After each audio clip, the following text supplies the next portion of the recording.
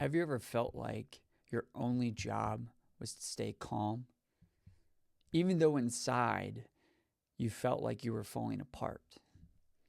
If this is you, you might be a type 9. So if you are a type 9 or if you are leading a type 9, this video is definitely for you. And so today we're going to be talking about the core motivations of Enneagram type 9. I'm Ephraim, and I'm going to be your Enneagram coach. And so we're going to first dive into describing a type 9. And so the first way you can describe a type 9 is that 9s are very thoughtful. And so naturally, 9s are very attuned to the emotions and needs of everyone around them. They're not just nice people, but they absorb people's emotions, and they consider their thoughts before they speak them. This thoughtfulness comes from a deep desire to avoid conflict while creating a harmonious atmosphere. They often think to themselves how their words or actions will affect others, sometimes overthinking so much to forget themselves and what they actually think. And so types' minds, the way their mind works is how will this affect everyone around me? How will this affect the room I'm in?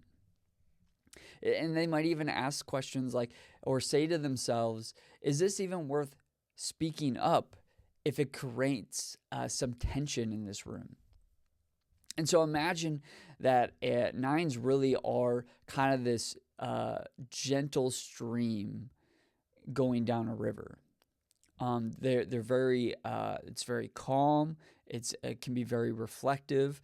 And if you've ever came to a stream and you're like, man, I wonder if I could just step real quick right here and I won't get, my feet won't get wet as much because you think it's very not as shallow. And so you step there and next thing you know, it's going up to your knee because it was actually much deeper than what it looked like. And that's kind of how type 9s are. They look there's not much going on there a lot of times, but when you step there, you realize there's a lot more depth to them and a lot more of what's going on internally.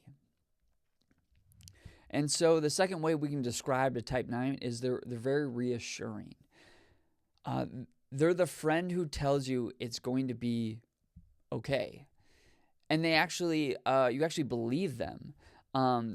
They don't need to fix everything though.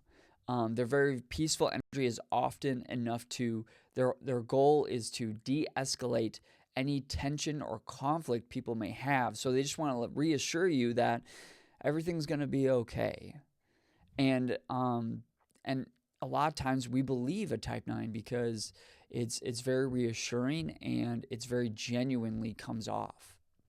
And so in the mind, they tell themselves, if I stay calm, if I'm calm, then everyone in this room can feel that, and everyone in the room to know that this is going to be a safe place for them. And that's what type 9s want to do. They want to create a place where people feel safe and secure, and they can also experience this peaceful environment. So imagine if you're in a cold room and you're shivering up, and you're like, it's cold in this room, and a type 9 is going to come and give you a warm blanket. Now, what they're not going to do is they're going to change start a fire in the fireplace or change the temperature in the room. But what they can do is try at least make you feel comfortable in the room. And so that those are some differences what they're going to do or go either way for you. They want you to feel comfortable in this room, but they don't change the coldness of the room. Type 9s can be also described as very receptive. 9s also have this gift for listening and empathizing with many viewpoints. They tend to hold their judgment, and so a lot of times don't feel like they're very judgmental people, even though deep down They do make judgments. They don't allow those feelings to come out. And they do this because they want people to feel that I'm being heard. And this allows them to be, nines usually become off as great counselors, because a lot of times people just want to feel heard. And so they allow themselves to make sure I don't give my judgments, so that people can voice their opinions in a safe environment. And so nines in their mind usually will say to themselves, I usually can see both sides of a conflict, and they will make sure that their needs, their wants kind of get pushed to the side, while also making sure that other people's desires and wants are heard. And they'll say to themselves, well, what do you want to do? Because they want to make sure that that's what's going on. They want to make sure they get rid of the conflict and tension. And so they're the friend that will make sure that you get to vent for an hour. And often, a lot of times, people, when they leave a conversation with a type 9, feel like, wow, I feel really heard in this moment.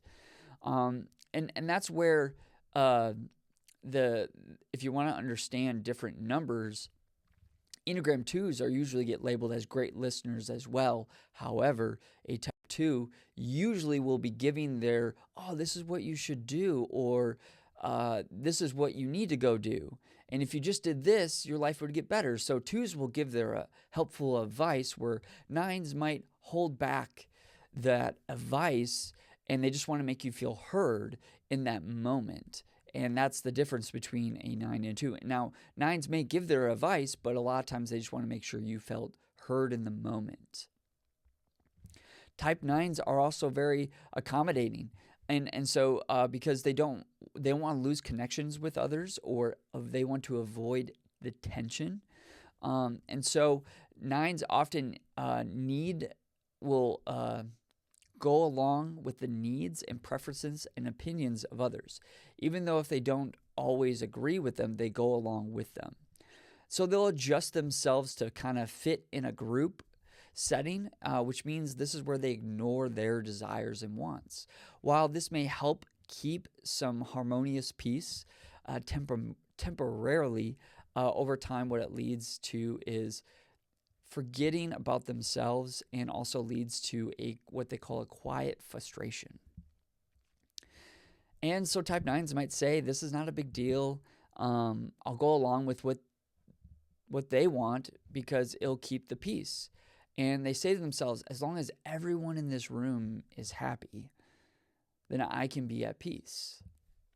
And so this is where type 9s can become a chameleon-like, in the sense, not a version of a person like a type 3, because type 3s want to be a chameleon of a type of person for other people, whereas a type 9 will be a chameleon in the sense of an environment. And so they'll match the environment, often forgetting themselves. And I've even seen in meetings where a type 9 will come into the room and they've matched the environment so well, I didn't even know that they walked in the room. Like, they'll speak up and be like, where did you just come from? And it's because they're so good at adapting to the environment that a lot of times they forget themselves, and others forget that they're even there unintentionally. And so because of their accommodating unintentionally, they forget themselves, and also others will forget they're even there. Now, to the last point, that you can describe a type 9 as they're resigned people. And so this is when they become overwhelmed, they disconnect from themselves and the world, and 9s disengage, mentally checking out, and physically withdrawing, or emotionally, they're just numbing out. And so this is where they believe that their presence, their opinions, their passions don't really have a purpose or a matter in the world. And so this is where they start to forget themselves completely. And they can end up into a depression per se, but it's also usually there's this deep fatigue of, I've tried to keep everything peaceful, I've tried to keep the environment okay, but it hasn't been working. And so now they're starting to notice their internal world, and They're finally just exhausted. And so nines might say to themselves, why bother? Nothing I really do makes a difference anyways. And so nines do have dreams, passions, they have a voice, but a lot of times what happens in these moments is they love their routines so much that they will wake up, go to work, come back home, they have a nightly routine, and they just hit repeat. And so almost like kind of hearing the same song over and over again, you forget that there's other songs out there, and so they just keep hitting repeat, and they're focused on everyone else's desires, passions. They lose their passions, their voice, their opinions, and they often fall asleep to themselves. And so now that we've kind of seen this, what was it like the calm exterior of a nine, let's take a look at what's actually happening on the inside. Let's talk about the core fears, desires, and weaknesses and the core longing that are actually going to make the decisions of a type 9. And so if you haven't been with me or haven't watched any of my other videos, there's really 4 core motivators for any Enneagram. It's the core fear, core desire, core weakness, and core longing. And the core fear, all it is this is the emotional thing that I am running away from and would like to avoid from happening. There's the core desire, which this is the thing I'm trying to obtain. And the core weakness is the thing we use to avoid our fears and try to obtain our desires. But often the desire we actually obtain is the thing that it doesn't last very long and it's not sustaining. Or it's a false version of our desire. And then there's the core longing of our heart. This is the thing we really want to hear and experience. And so let's jump into the core fear. This is being in conflict, tension or discord, feeling shut out, overlooked, and losing connections with others. And so imagine if you live in a house and there's very thin walls. And so when there's an argument or conflict or some tension, what it feels like for a 9 is internally an earthquake is happening. You know, the floor is now shifting and walls are coming down. And so now 9s are like, is everyone okay? What's going on? And they're trying to bring peace wherever this floor is shaking so they can have a peaceful environment. And so that's what their body feels like when they feel this tension. And so not only that, but they also don't want to lose connections with others because that also kind of shifts the floor a lot too. If they find out that they felt like they fell out of a relationship and they didn't know it. And moving on to the core desire is they want to have this inner stability and peace of mind. And so imagine if you come to a pond early in the morning. The mist is coming out. It's very calm. That's what the 9s want and wish, that this is how their inner world and exterior world would be. However, there's always that one person that picks up a little pebble and they fling it across the pond, and it's now skipping, and it is creating ripples, and it is now ruining this peaceful environment. And this environment that they want is they really want to create this environment of empathy and non-judgmental so people can feel heard. This is going back to they want people to feel heard because they know what it's like that they don't feel heard. And 9s, going back to kind of this pond analogy, is they don't like to rock the boat. They like to keep the boat kind of still, and that is why they say they go along to get along, because whatever they want to keep this boat, they want to keep this stream kind of just this peaceful environment. But however, if you've ever been on a boat, cruise ship or whatever, there's going to be high winds, and there's going to be not turbulence, but there's going to be, I guess, tsunamis. There's going to be storms coming your way, but 9s would like to ultimately avoid them at all cost. And so this is where I I guess nines also do fear separations. They do fear separations from others. And I've even tell my nines, you always, when they come back from vacation in a work environment, a lot of times what they'll do is they'll go to different offices, making sure that they actually have those connections still with those people, because it's like, I haven't seen you in 2 weeks. How are you? And what's going on? Because they want to make sure that connection is still there.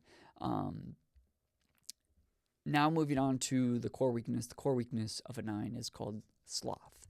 This is remaining in an unrealistic and idealistic world to keep the peace. Remaining easygoing and not to be disturbed by your anger. Falling asleep to your passions, your abilities, desires, needs, and worth by merging with others. Now, this word sloth is not means that they are lazy by no means. Nines aren't a lazy people, but this is where they kind of numb to themselves to avoid discomfort. And also it's a spiritual and emotional disengagement with themselves. And so if you could, the metaphor would be really great. Think of it as not a physical laziness, but a soul sleep. And if you ever remember the winter times and it's freezing, and even though if you may have the heat in your house, it's cold. And you're in your bed and you're all just sitting there going, this is so warm. Your alarm goes off and you're just like, snooze. Because putting your feet on that cold floor and engaging with the cold, you're like, I don't want to do that because the bed is so warm. And that's kind of how the nines kind of fall asleep to themselves. It's so much comfortable in my bed than actually engaging with this cold world. I'll just stay here and keep hitting snooze. And that's really what happens with their passions, desires. I'll just stay where it's comfortable. And also, too, another way to describe it is they live in a state of fog. They may be going through life, but just like fog, I can't really see 5 feet in front of me. And so I'm just traveling the world and going through life, not really knowing what's 5 feet in front of me. And that's where they get the phrase, they will go along to get along, because it is much easier to just do that than to raise my opinions. Even something simple as, where do you want to go out to eat? They will most say, I don't know, where do you want to go out to eat? Because to give their opinion could cause, even something so small as going out to eat could cause tension. So I'd rather just go where you go. I'll figure something out, because they want to keep this false sense of harmony and peace in their life. Now this gets to their core longing, is that your presence matters. And a lot of times, because of what they do, is they forget that their presence actually matters to the world. And so, because they want to create this false, harmonious, peaceful environment and be a chameleon to a wall, a lot of times they get forgotten. And so the way I describe this, to heal this, to know that your presence matters, there's a Bible verse in the Gospel of Luke. It's a woman that has a profuse bleeding, and we're going to kick it off in verse 44. It says, a woman in the crowd had suffered for 12 years with constant bleeding, and she couldn't find no cure. Coming up behind Jesus, she touched the fringe. So here in the story, I forgot about this part. She heard Jesus was coming. She said, if I could just touch his robe, I would be healed. And so it says, verse 4, it says, coming up behind Jesus, she touched the fringe of his robe. Immediately, the bleeding stopped. And that's all she wanted. And she just wanted to dip out now and go back home. I'm healed. I'm good. Everything's all good. However, Jesus' asked, said, who touched me? And everyone denied it. And Peter said, Master, this whole crowd is pressing up against you. So one of his disciples was like, we're kind of all touching you right now. There's not a single person. This is a crowd. We're trying to maneuver from you. There's not one person touching you. But verse 46, it says, but Jesus said, someone deliberately touched me, for I felt my healing power go out from me. And when the woman realized that she could not stay hidden, she began to tremble and fell to her knees in front of him. The whole crowd heard her explanation why she had touched him. and that she had been immediately healed. And so now this woman who just wanted to touch him, touch his robe, go back home, not cause any commotion, has now just been caught, had to explain herself in front of everyone. And then Jesus says to her, "Daughter," he said to her, "your faith has made you well. Go in peace." And to my type 9s, I always like to remind them, just going along to getting along will only create a false version of peace. The true version of peace in your life, you're going to have some conflict, and you're always going to have to go towards Jesus, which means you're going to have to confront uncomfortable crowds sometimes. But the person who's going to give you true peace in your life, it's going to be Jesus. And it's not going to be this version of yourself to forget yourself and to be comfortable in this world, but to remember that when you actually go towards Jesus, you're going to cause some conflict, but that when you cause that conflict, Jesus is going to be the one to give you that peace you've been craving your whole life.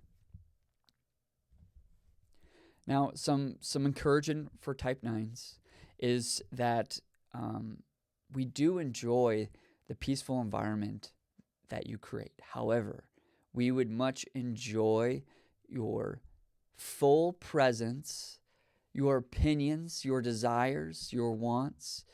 So many people need to hear them.